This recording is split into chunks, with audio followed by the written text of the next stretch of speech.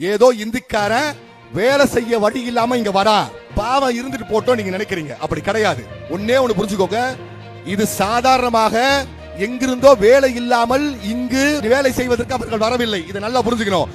திட்டமிட்டு ஒரு இனத்தை, தமிழர் இனத்தின் மீது திணிக்கின்ற வேலையை நரேந்திர பாஜக பாசிச மோடி அரசு செய்து கொண்டிருக்கிறது.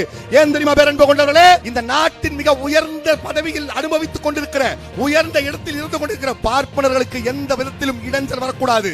இங்கு இருப்பவன் அடிமையாக இந்த மண்ணில் இருந்தால்தான் பார்ப்பனன் இந்த நாட்டை ஆள வேண்டும் என்கிற நிலையில் இந்த நாட்டில் உள்ள மொழிவழி சிறுபான்மை தேசிய இனங்களில் ஒரே கொடைக்கு கீழ் கொண்டு வந்து அடிமைப்படுத்த வேண்டும். இந்த நாட்டுக்கென்று மொழி, தனித்தனி மொழிகள், தனித்தனி கலாச்சாரங்கள் இருக்கக்கூடாது.